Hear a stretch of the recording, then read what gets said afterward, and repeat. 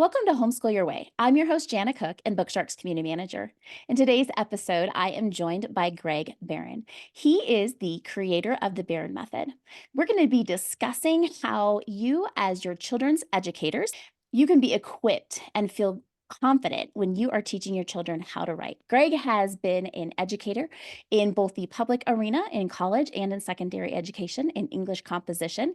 He has a wealth of stories and information to share with you, but also a technique that he has devised that he believes, and I've seen it, that can help parents be equipped to help their children write. As a homeschool parent myself, I know that is something that I was always worried about if I was going to be doing it correctly. I am confident after listening to what Greg has to share with us, you're going to feel confident in this area as well. Let me bring him in. Greg, thanks so much for being here. Thank you for having me here. What a wonderful introduction. You're a master at this. Thank you so much. You really articulated everything well that the Baran Method and I've done to be here today. So to share with your parents. So thank you for having us. Well, you're welcome. I'm excited to get into the nuts and bolts of where you started off as an educator and where you have landed now as a homeschool educator and a parent. It is fun to have a similar background that we both were in educated classes, I guess we could say, to be able to teach and then find ourselves amongst the masses of home educators now who were maybe not classically trained, but definitely have what it takes to teach their kids. So why don't you give a quick background of just who you are and how this came about? Happy to do that. And I say us because I have a team with me that are just amazing people. And one of them, my wonderful friend, Dr. Mike King's a psychologist, and he always says that the best teacher any child can have is their parent. So I know your parents out there are feeling, a little not confident about teaching writing, but they can do it, and they're doing a much better job than they think.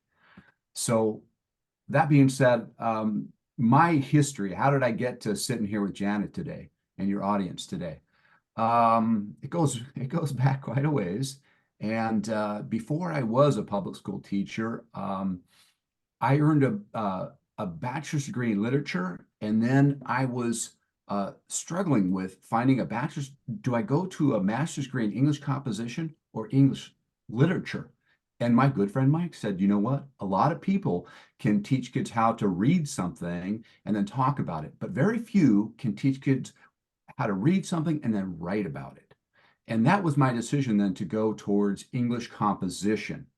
And so while I was getting my degree and then later teaching English composition, I came to a point where I was teaching college freshmen English composition, and they were really struggling with writing when they came into what I called 13th grade, right? They're seniors in high school. They come in, they're freshmen, they're nervous, but they need to learn how to write across the curriculum. And as well, I was teaching at-risk youth, meaning 11th and 12th graders that were close to going to juvenile hall. They were in trouble. I created a rudimentary map then that showed kids where their ideas went on the page. And all of a sudden, both the college freshmen and the at-risk youth became fantastic writers. And I knew then that I was onto something that basically what I had done was articulate my struggles in writing. Because when I went to college, or I had taken some time off and I went back to college and I was in class, I would ask a professor, hey, can you teach me the nuts and bolts of this? How do we break this down and pull this apart? And they said, well, you got to figure it out like I had to. And that was frustrating for me because I wanted, someone to articulate this. And along the way, part of me realized, I don't think they know how to do it. I don't think they can really break down the components of successful writing. So while looking at my own writing and other writers' writing, we're talking about nonfiction writing here, academic essays and paragraphs, I realized there's a pattern in this. There's a pattern. And if I just use that pattern, I'm going to be really successful. And I was. And so later, it was really easy for me to articulate my ideas and my experience into this map that kids then could use, my students could use. I've been talking for a while. I want to take a little break there. Really? Well, yeah, I do have a question. So as an academic writer, right? If you have any type of college career in writing and actually really probably, especially in the very beginning in college, any type of classes you're going to be doing some writing.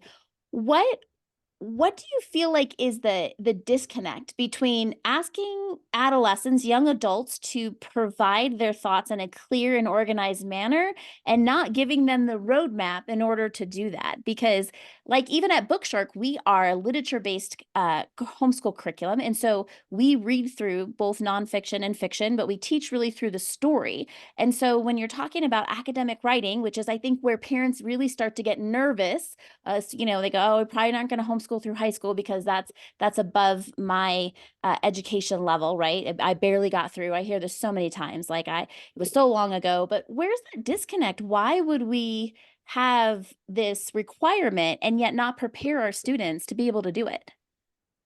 That's a fantastic question, and that speaks to the heart of the matter.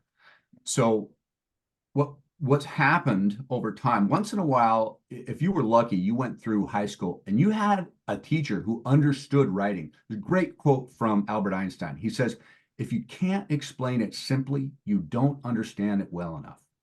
So for your audience out there, if you were one of those lucky 1 out of 100 that had a teacher who understood how to break the components of writing apart and share that and teach that with kids, really, you were super lucky. For most of us, that wasn't the case. And so what's happened now is we're teaching ELA from the framework of English literature. And we need to shift that on its head. We need to teach it from the framework from K through 12 of English composition. And when students come to college, the idea is you've got to help them get their ideas organized and on the paper in a clear, effective way. What's happening is we teach kids backwards. We teach them, okay, let's work on, write me a little sentence or two or three or four, and let's correct your grammar.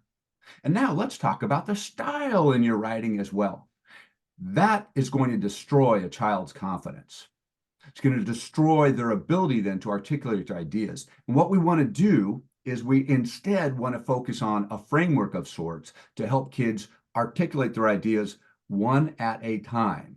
For us, even, we use colors. I have this map behind me. We use colors then to identify each idea. So, for instance, in a paragraph, you might have for us, the topic, sentence, or the claim is blue, and then their evidence is green, and the analysis is red.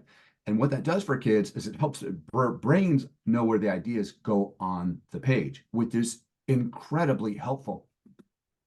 But you're right in a way. We don't want to give them a overall framework and say, you've got to do this every time. But that's not what happens.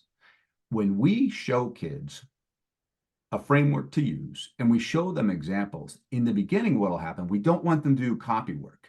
Instead, we want their brain to see the examples of this work, assimilate that, and then start doing it. And it might be close to it, but what they've seen on the page or the examples on the page. But in a very short time, they will start making it their own, and their own voice will show through. What we need to show them then is the idea, where the ideas go on the page, show them a rough idea of what their ideas should look like, the tone, the style for successful academic writing.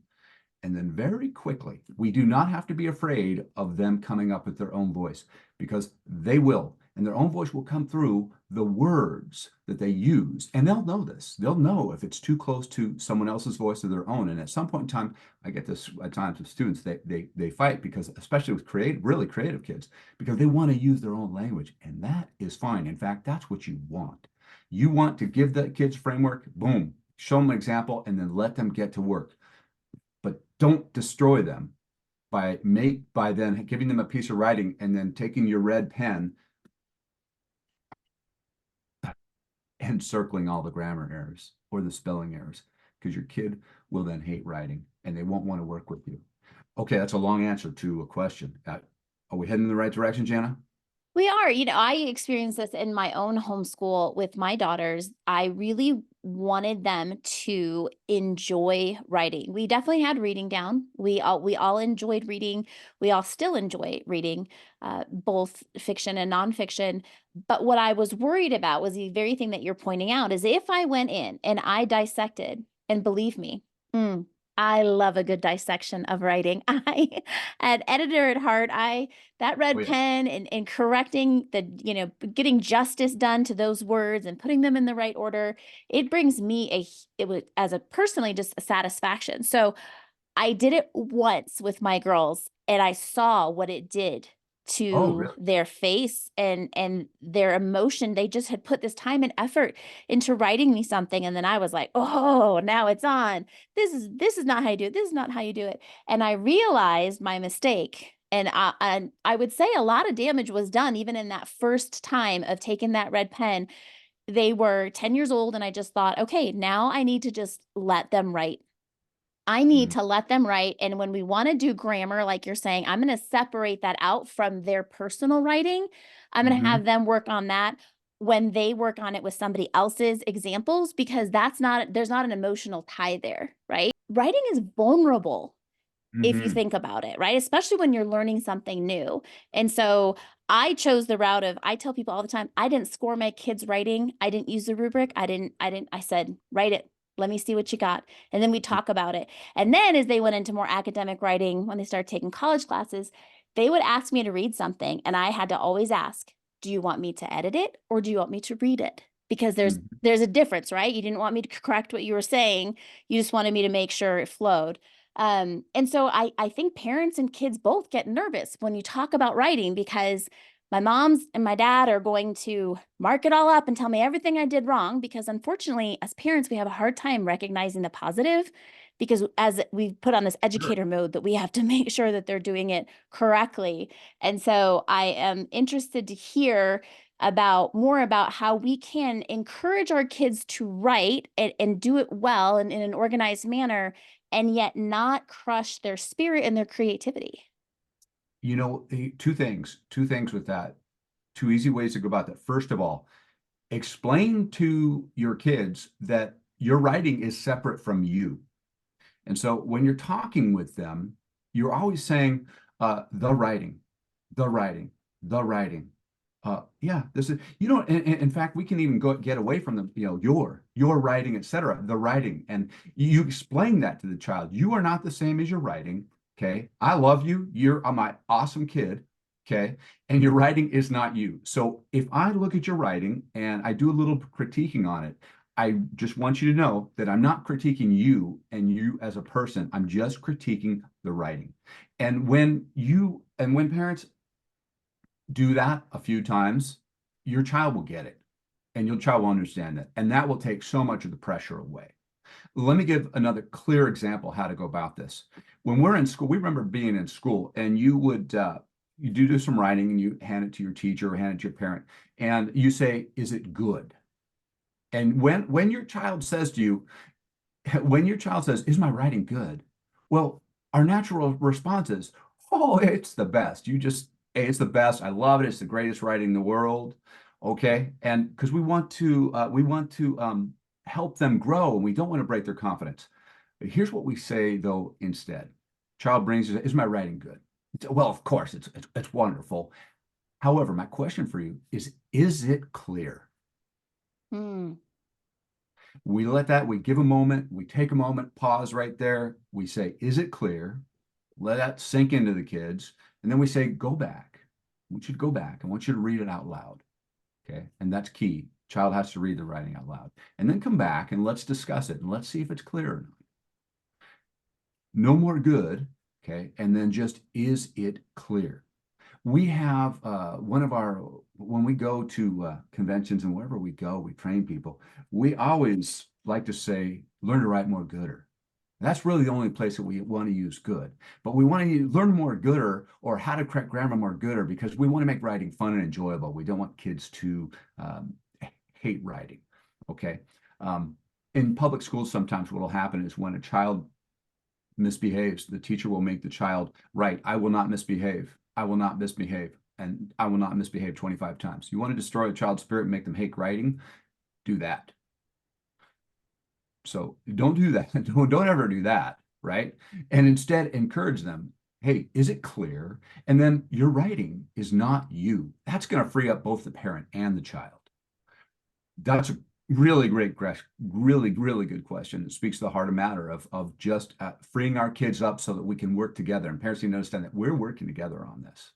Okay, I'm done I with that have, one. well, I think that that's great. I mean, as soon as you said your writing is not you, I'm like, oh my gosh, yes, that I need to hear that, you know? I think that we forget because if writing does, I mean, let's be honest, some people have a gift of there's a gift in certain areas, right? Some people can clearly articulate without much effort. And other people, it's a skill that has to be honed. And it doesn't mean that they can't get good, right? It just means that they have to come about it a little bit different way. And so to ask if it's clear, I think that is key. Another thing that I think a lot of people may or may not recognize is that our brains fill in the blanks.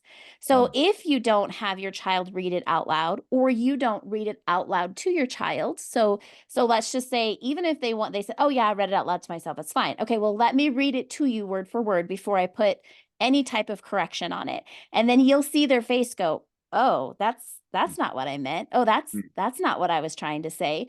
Because mm-hmm. our brains fill in when we're reading the Mm-hmm. written word. It's like those little puzzles on social media, and half the words are gone, but you can figure out exactly what the paragraph is saying because your brain is an amazing mechanism. And if you have a brain at all like mine, I skip through a lot of words Yeah. because my brain already put them in, which it doesn't happen necessarily when I'm talking, but it happens when I'm writing. And so to be able for your children to be able to see that happen, I think is very imperative to better writing because so many people are unaware that that even happens. You're preaching to the choir. You're preaching to the choir, Jenna. We have a video on our website, and I talk about that. You got to have kids read out their own writing out loud. That's so important because what you just said, the brain is an amazing, amazing tool, and when our kids, it will fill in those blanks for us. So when the kids read out loud, they're catching those errors. And along with that, though, we want them, as you just said, to have kids read out loud, read someone else's writing out loud. And a really good program with that, I always tell you, hey, good writers are good readers. They just go hand in hand. So if I have a 10-year-old and at times he hates this, I got to be honest with you, he hates this. But when, hey, Nate, it's time to read out loud, you know? And we've gotten to the point now where we're reading ten pages a day. That's our thing. Got to read 10 pages a day. And he's talked me into 5 pages him out loud, 5 pages him silently. But those 5 pages that are out loud, he's reading for about 15 minutes out loud. Doesn't matter what book it is. But we read out loud and then we discuss it. And when he reads out loud, he will have to stop at those words he doesn't understand. He'll have to fumble over those words that he can't pronunciate. And then we'll have to discuss it. And I will kind of judge, by the way, this is important too. I judge as I'm working with him how much I want to correct him. Because if a child gets corrected too much while they're reading out loud, uh, someone else is writing out loud, they're going to shut down. So just be judicious with how much you want to correct them. And it's okay that they're just reading out loud and they're getting familiar with other people's work and they're getting familiar with other people's writing styles as well. Um, I want to add something to this that may or may not make sense to your audience. In the canon of literature, there's only one. A canon of literature is basically all the great writers, right? Some from Shakespeare to Faulkner, etc., all the way down. And there's only one writer that was not classically trained, and that was Keats. So there's only one writer out of all those greats we consider greats, all those men and women that wrote those fantastic stories and articles. Only one was classically trained. So what's going on there? Well, it just means that helping our kids read out loud, clear, your writing is not your writing is not you. And then helping them have a framework so they can organize their ideas, that works. There's only one classical writer that couldn't figure it out. Or excuse me, that figured it out on his own, because he did figure it out on his own. And granted, Shakespeare could have figured it out on his own, but they were all classically trained. And that's such an important point that we need to get through, that kids need to understand where their ideas go. And a classical training in writing, I didn't say literature, but classical training in writing is so, in composition, so valuable to our kids. So, and that was a great point. Great question there too. So I'm happy to add on to that, Jenny. You're so right. Kids got to read their own writing and they got to read out loud. Thank you for Yeah. thank you for bringing that in.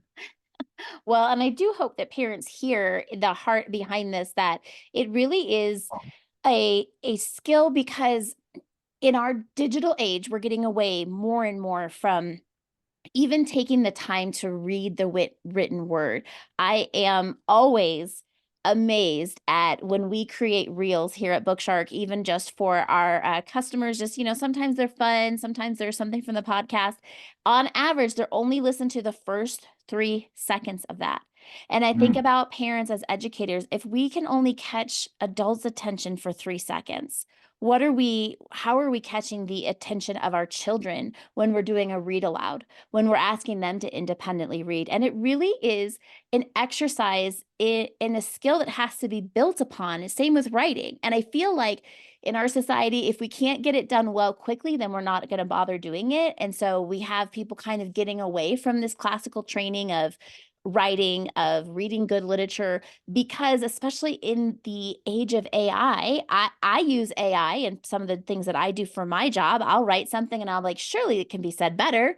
And I let the co-pilot rewrite it for me. And 9 times out of 10, they said it better than I did. And I think, oh, that, it's making a difference in how kids are viewing their own thoughts. And while our writing is not us, it is still how we organize our thoughts on paper. And so, how do we kind of combat that idea that we don't need to necessarily hone this skill because we have computer programs that are going to make it better regardless? We need to combat that. Bottom line is we need to combat that. However we can, we need to combat that. The 3 R's are incredibly important. I just did a speaking engagement over the weekend. I was talking about the 3 R's: reading, writing, arithmetic. One of the younger parents didn't know what the 3 R's was. Mm. Okay, that speaks volumes where we're at right now.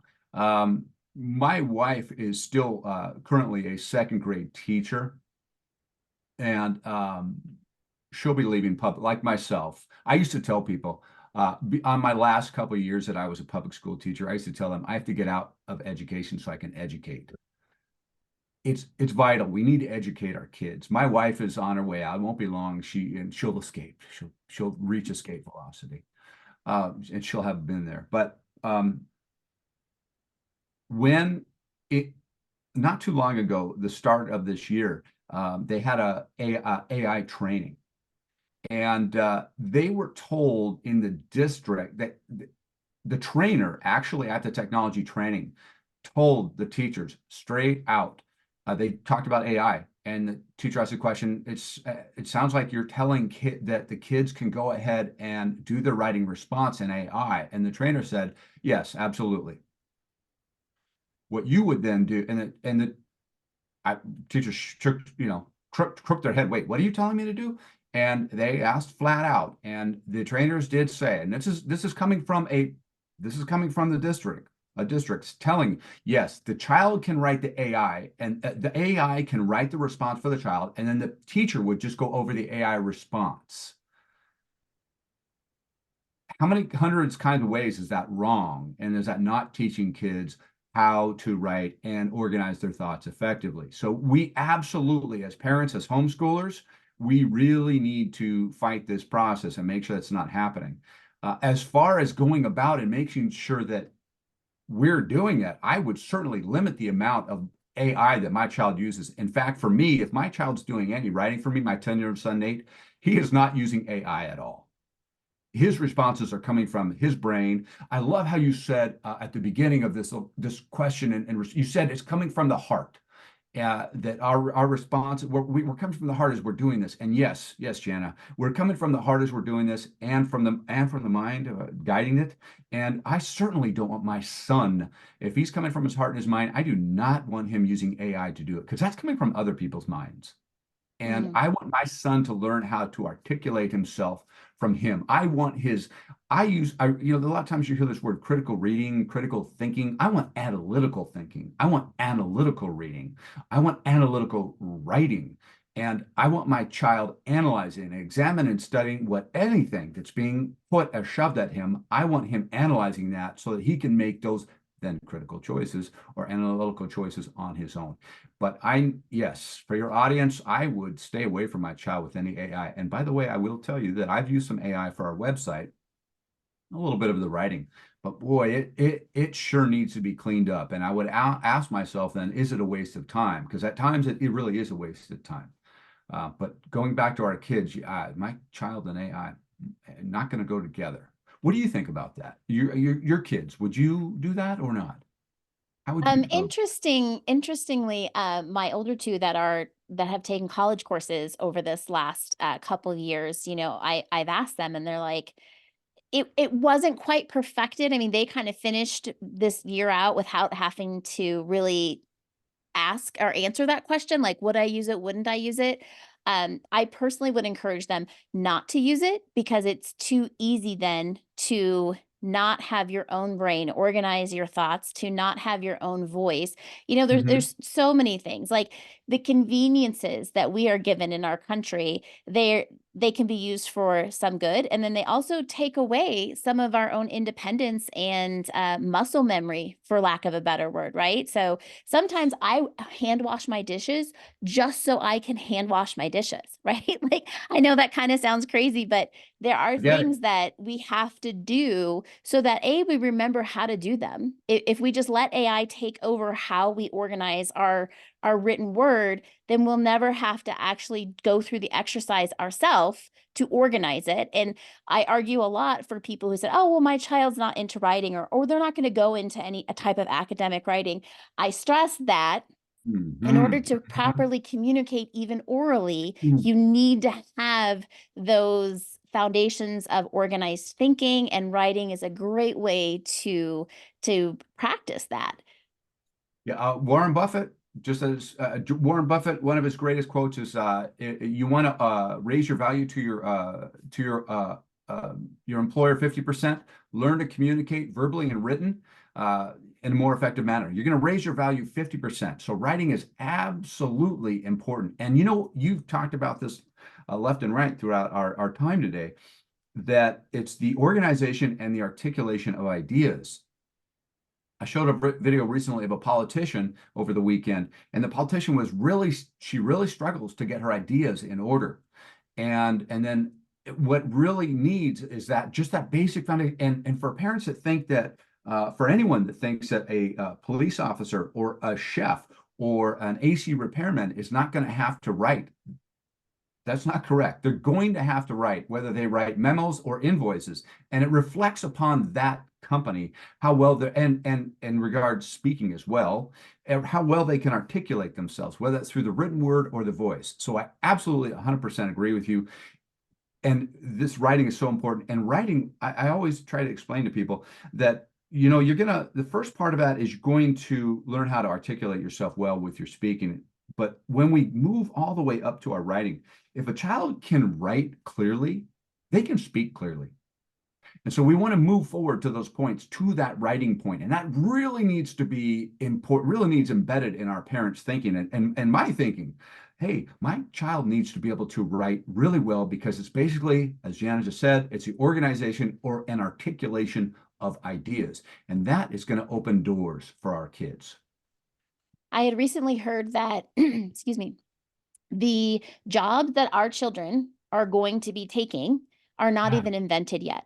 So, this resurgence of creativity and idea, making and being able to organize those ideas are going to equip our children for the future jobs that we don't even, how can we train them for, we don't even, they're not even in existence yet. But if we can help our kids be able to think outside the box, to be creative, to articulate clearly their creative ideas. How many times have you seen someone who maybe had a great idea but wasn't able to articulate it? Someone else came into the room, said the exact same thing with maybe some different verbiage, and everyone was like, that's a great idea. Right, right, right. Or a lesser idea gets put out there because it can be articulated well. Yeah. A lot of times people rise up the ladder because in their jobs because they can articulate themselves well. But the person who's more qualified, who has more creative ideas, who's more professional, doesn't rise up the ladder simply because they can't articulate themselves well through their writing and their thinking and their speaking. Yeah, absolutely. Um, no, go ahead. I'll defer to you. Well, I do have a few more questions. So you kind of touched on this, and I think it needs to be feathered out a little bit more. Help parents understand the difference between a writing curriculum and an Mm. ELA program. Oh, that's another excellent question.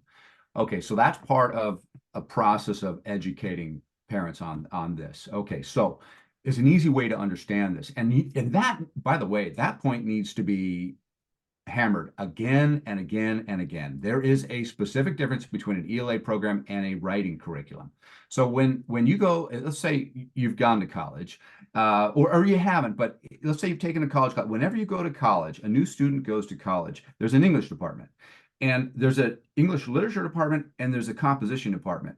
And you don't necessarily have to take an English literature class, but you have to take that English composition class. It doesn't matter if you're an AI engineer. It doesn't matter if you're a biology major. It doesn't matter if you're then a writing major or a chef. You want to be a chef. You have to take that English composition class. And why is that? Well, because you have to be able to write in all those different arenas, all those different fields. In order to be an expertise, you have to communicate well.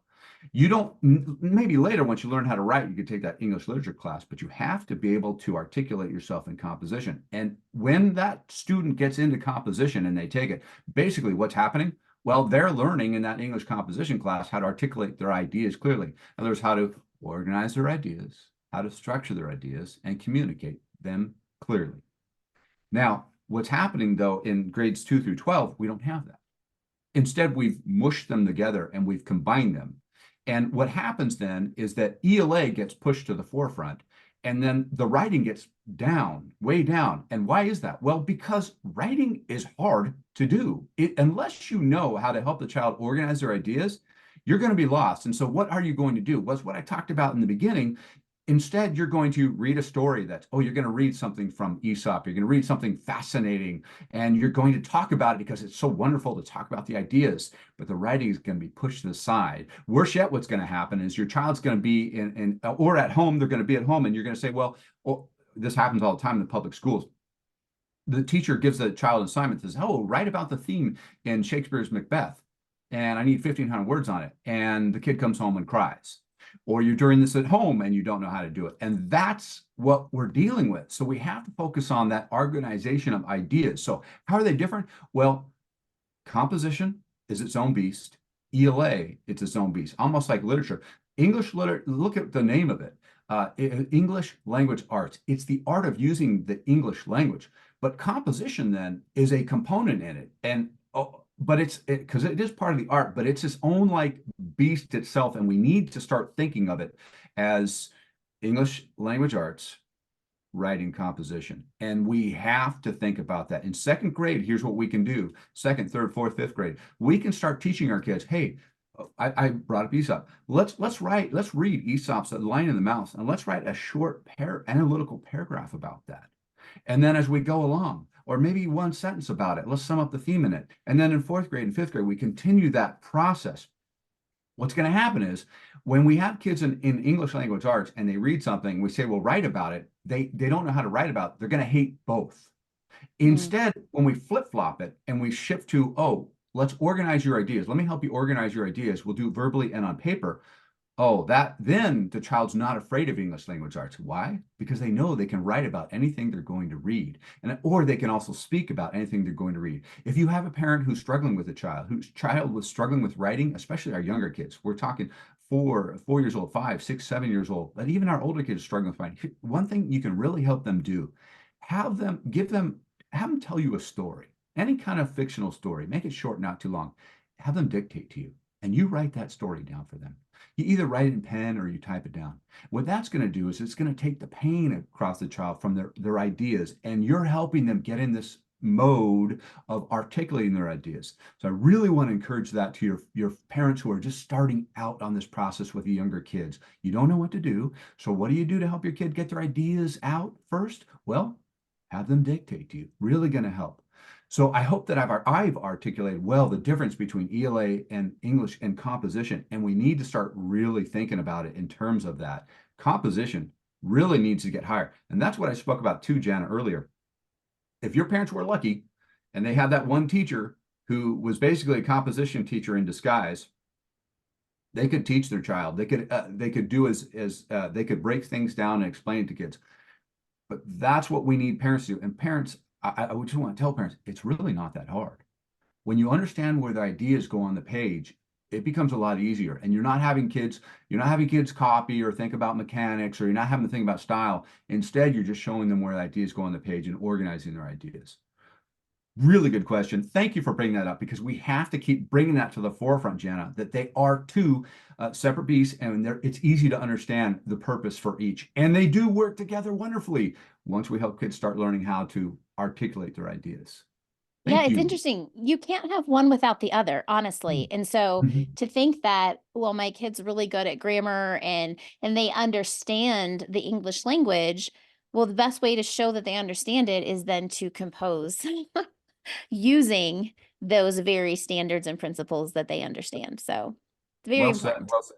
There have been thousands of speaking of grammar, there's been thousands of studies done on grammar. And what they found is that grammar taught out of context doesn't work.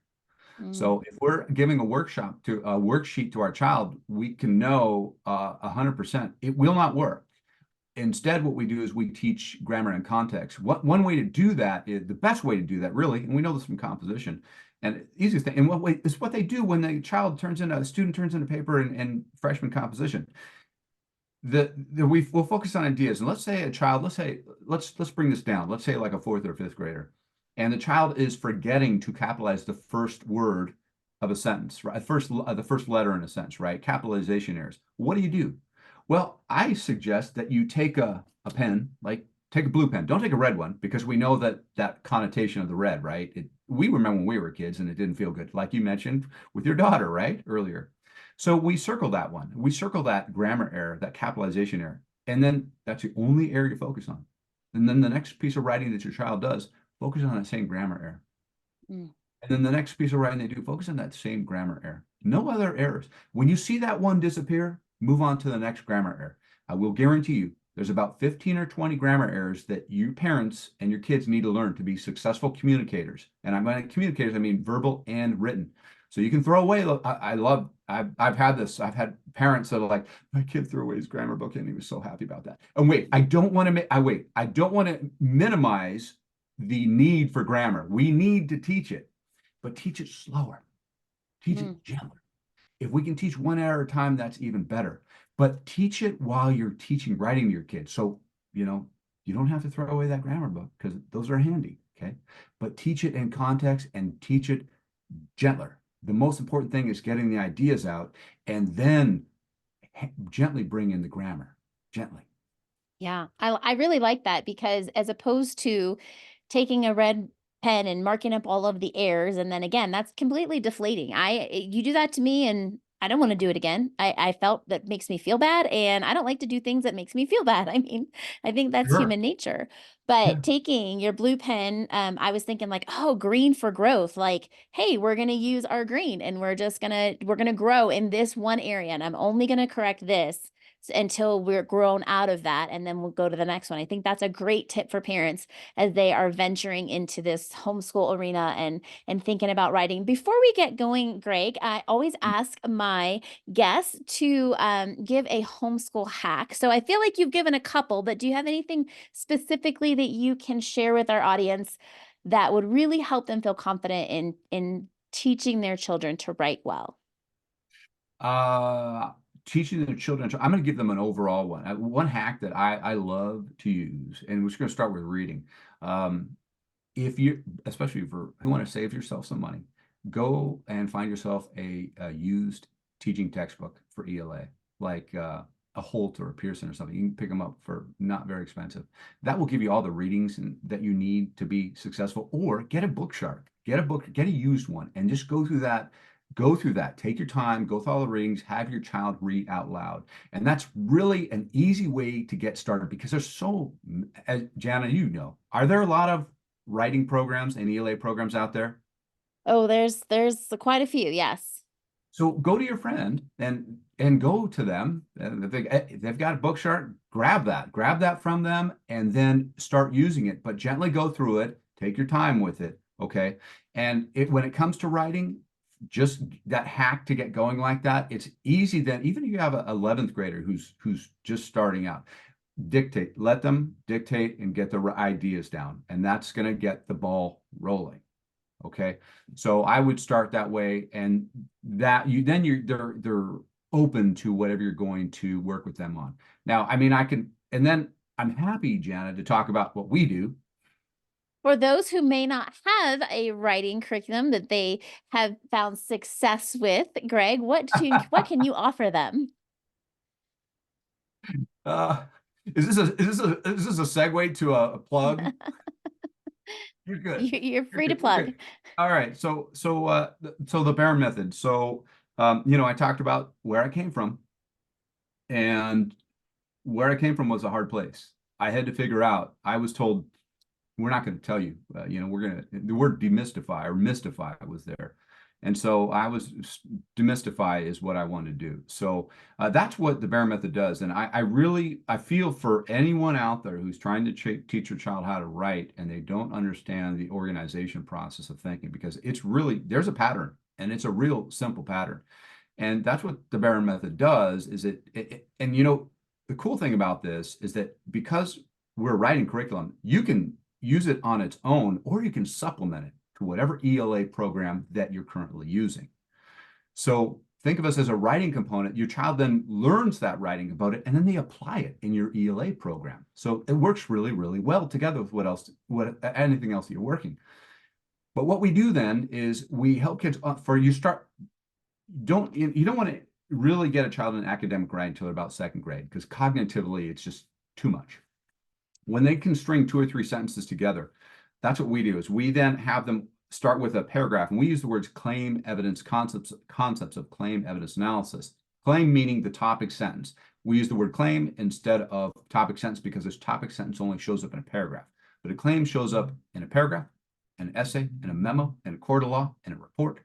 It's going to show up on the news tonight. They're going to use the word claim. So we want kids to use language they can use throughout the rest of their life. So we use the words claim, evidence, analysis, and then we give each of those concepts a color. And I understand for your parents that I'm not sure what that means, but you can, behind me there's a map that we use. You can see the colors there: supporting detail, evidence for text, analysis. When we use color like that with the concept, that really helps kids understand where ideas go.